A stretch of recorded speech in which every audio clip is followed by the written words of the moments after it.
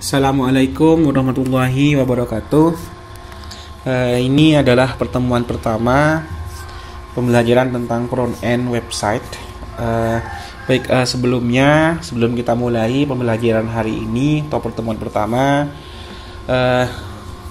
kita nunduk sebentar, kita membaca Al-Fatihah dengan harapan ilmunya berkah, dan kita semua diberikan kesehatan oleh Allah Subhanahu wa taala. Al-Fatihah.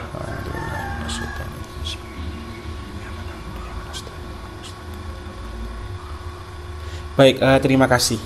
Pada saat ini kita akan membahas tentang Vue.js. Jadi kita akan membahas secara tuntas dari awal, dari paling dasar sampai paling master ya gitu ya, dari beginner to advanced. Baik, pembelajaran tentang Vue.js ini kita akan menggunakan modul. Jadi sebelumnya sudah saya buatkan modulnya, nanti tinggal saya share modulnya dan ikuti tahapan-tahapan penggunaannya dengan menggunakan modul. Baik, ini modulnya sudah saya siapkan. Ini, baik, di sini sudah ada pertemuan pertama tentang atau bab 1 ya, tentang pengenalan Vue.js. Jadi Vue.js adalah kerangka kerja progresif untuk membangun antarmuka pengguna. Jadi dia kerangka kerja ya, artinya dia adalah framework. Kemudian antarmuka pengguna. Jadi dia gunanya sebagai front end atau tampilan, tapi tampilan yang tentunya bukan hanya sekedar tampilan tapi lebih interaktif gitu ya. Dan Vue.js dirancang dari bawah ke atas dan agar dapat diadopsi secara bertahap gitu ya. Jadi pembuatannya dari instalasi dan sampai selesai. Kemudian Vue.js ini memiliki lapisan tampilan ya, memiliki lapisan tampilan dan mudah diambil dan diintegrasikan dengan pustaka lain atau proyek yang sudah ada. Jadi proyek yang sudah ada kita bisa menggunakan atau bisa kita terapkan dengan Vue.js. Tentunya itu ada syarat-syaratnya gitu. Syaratnya yang pertama itu mungkin karena ini Vue.js sifatnya sebagai front end, maka dari itu syaratnya dia harus memiliki REST API gitu atau sebagai back end-nya. Jadi ini sebagai front end-nya, kemudian program yang sudah jadi tinggal dibuatkan back end-nya. Maka dan yang membacanya itu adalah Vue.js seperti itu. Oke, di sini ada dua penggunaan. Jadi ada yang menggunakan versi kedua dan versi ketiga ya. Oke, tapi kita akan coba buka ini linknya gimana. Oke, ini jadi kita sudah siapkan semuanya. Ini yang menggunakan versi kedua, kemudian yang di sini ini yang menggunakan versi ketiga gitu. Apa bedanya? Sebenarnya bedanya tidak terlalu jauh ya. Sama ya, cuman bedanya di sini kalau versi kedua itu kita lebih mengarah pada CLI gitu ya. CLI itu apa sih? Oke, nanti akan dibahas juga CLI itu apa. Kemudian yang versi kedua Vue.js itu sebagai site server ya. Site server artinya dia, bahasa gampangnya itu dia sebagai jQuery gitu ya. Jadi dia sebagai pelengkap yang bisa berfungsi sebagai menggerakkan sesuatu dalam website itu atau membuat website itu lebih interaktif gitu. Itu Vue.js gitu. Oke, di sini ini definisi tentang CLI. Jadi seperangkat tools untuk pembuatan repeat prototype, perancah aplikasi yang mudah dan manajemen proyek yang efisien ya gitu. Ini jadi CLI itu adalah paket npm. Jadi kalau kita menggunakan CLI nanti ya, ini kita akan bahas, maka itu harus kita menggunakan npm dan itu harus terkoneksi internet ya. Tapi ini kita akan bahas nanti. Kita akan fokus pada set servernya gitu. Jadi Vue sebagai set server ya. Oke, kemudian di sini ada apa ya, penghubungnya. Jadi ini ada yang menggunakan ini. Oke, ini sebenarnya di dokumentasi sudah ada di sini ya. Oke, ini sudah ada ya. Jadi yang pertama dia bisa menggunakan ini, kemudian dia bisa menggunakan ini juga. Oke, bedanya apa? Oke, yang pertama yang pertama tujuannya untuk pembelajaran gitu ya. Jadi ini untuk pembelajaran. Kemudian yang kedua, yang versi kedua ini sudah untuk produksi. Tapi kita akan pakai yang kedua ya, agar tampilan kita itu lebih bagus, karena kalau yang kedua ini akan lebih update penggunaannya. Oke, selanjutnya apa sih yang harus kita siapkan untuk Vue.js atau kerangka awal dalam Vue.js itu ya? Itu yang pertama itu adalah text editor, kemudian web browser. Untuk text editor bebas ya, tapi saya sangat rekomendasi kalian menggunakan Visual Studio Code. Kemudian web browsernya menggunakan Chrome, koneksi internet. Tapi untuk awal-awal mungkin kita bisa membuat tidak usah koneksi internet, ada caranya. Tapi kalau sudah mencapai pada pembelajaran tentang CLI, itu wajib kita menggunakan yang namanya koneksi internet gitu ya. Oke, kemudian laptop atau PC, rekomendasi sudah RAM 4, Core i3 dan menggunakan Windows 10 ya. Oke. Di sini awal-awal kita siapkan folder, kemudian folder tersebut sudah ada yang namanya index. Oke, ini kita praktek langsung ya biar nggak lama. Oke, anggap saya buatkan sebuah folder yang namanya belajar Vue. Oke, belajar Vue. Kemudian di sini kita buatkan yang namanya kita pakai Notepad, kemudian kita edit ya. Kita buatkan HTML-nya index.html. Oke. Bentar. Oke. Ini sudah ada HTML-nya, kemudian kita buka dulu. Cara bukanya, ini sudah saya install yang namanya Visual Studio Code. Silakan yang belum install, silakan install dulu. Free ini ya, gratis, open source. Ini kita buka ini.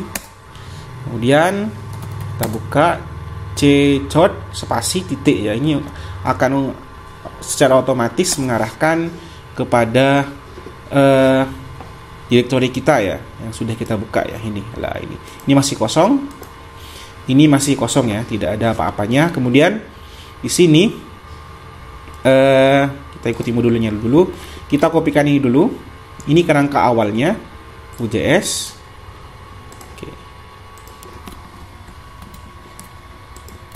Oke, sini. Jadi kalau kita menggunakan coding kayak gini, yang ini harus koneksi internet. Yang ini ada link, sebuah link URL yang itu harus koneksi internet, maka penggunaannya harus koneksi internet gitu ya. Agar tidak koneksi internet kita gampang sekali ya. Jadi di sini saya copy aja di sini ya. Kita copy, klik kanan, kemudian kita buka di web browsernya di sini. Nah, kita enter, maka akan ada ini. Ini tampilannya. Ini adalah frameworknya atau set servernya dalam Vue.js. Ini klik, kemudian kita Ctrl S, kemudian kita letakkan dalam folder kita ya, Vue praktek. Kemudian ini kita kasih nama Vue.js. Oke, Vue.js. Kemudian otomatis di sini kita ubah juga, di bagian ini kita ubah menjadi Vue.js. Jadi ini meskipun tidak koneksi internet sudah bisa dijalankan. Oke, di sini juga sudah saya siapkan ya. Ini dalam index HTML ini sudah ada yang namanya style.js. Jadi kita buat nanti style.js. Kemudian ada app.js. Oke, kita buat dulu ya. Jadi klik kanan atau di sini ada sampingnya. Ini new file. Kemudian kita buatkan style.css. Oke, kemudian kita buatkan lagi, boleh lagi tutup dulu ya. Nanti kita akan gunakan nanti ya. Kita siapkan aja dulu. Kemudian kita buatkan lagi app.js. Oke. Jadi kerangka sudah kita siapkan semuanya. Jadi tampilan awal kerangkanya kayak gini. Jadi ada index, ya, index. Kemudian index itu menampung Vue.js. Vue.js ini adalah miliknya Vue.js ya, atau perangkat yang bisa menghubungkan dengan Vue.js secara set server. Kemudian di sini sudah ada juga style.css, kemudian app.js. Oke, ini sudah saya siapkan semuanya. Oke, kita ikuti modul lagi, dia lebih teratur ya. Ini sudah tahapan ini sudah selesai, ini sudah selesai tahapannya. Kemudian kita akan belajar tentang instance. Jadi instance itu dalam bahasa Inggrisnya disebut dengan contoh, example ya. Akan tetapi yang dimaksud dengan instance ini adalah alias. Jadi kita bisa membuat alias. Jadi di sini ada pembuatan kerangka awal dalam sebuah Vue.js. Itu kita buatkan ini. Jadi ada var adalah variabel ya. Kemudian ada apps, app-nya apa, kemudian new Vue. Jadi Vue-nya apa, kemudian L ini adalah ini membaca index ya, div id app. Jadi ini kemudian ada data, ada pesan, ini aliasnya ya, atau instance-nya, kemudian status gitu ya. Oke, langsung kita buat. Ini ada di file app.js. Jadi biar teratur ya. Oke, jadi kita buatkan di sini. Kalian bisa langsung copy atau ketik ya, tapi saya ketik aja gitu biar jelas. Var kemudian app kemudian sama dengan new foo kemudian ingat tutupnya, kurang buka. Nah ini. Nah, jadi ini sudah kerangka dari Vue.js awal ya. Kemudian kita buatkan else-nya. Else-nya itu kita buatkan tanda pagar seperti ini menandakan dia miliknya ID pada div app gitu ya. Kemudian di sini kita buatkan datanya, ini bebas datanya ya. Oke, datanya apa? Oke. Contoh, datanya kita berikan pesan. Ini aliasnya pesan maksudnya ya. Kemudian kita berikan halo SMK Nurul Jadid. Pesannya halo dunia, tapi tidak apa-apa. Kemudian statusnya terbaik gitu ya. Statusnya terbaik. Oke. Oke, ini masih ada yang error. Oke, kita cek lagi. Sudah tidak ada, ini kok masih error ya. Tunggu dulu. Declaration. Pesannya ada yang lupa mungkin. Oh ya, ini lupa ya.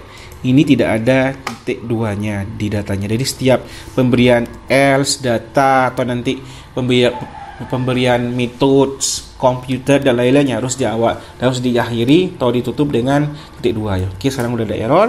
Kemudian di sini cara manggilnya gimana? Oke, ini sudah ada petunjuknya cara manggilnya. Jadi di HTML-nya ini kita buatkan juga div. Jadi kita buatkan div.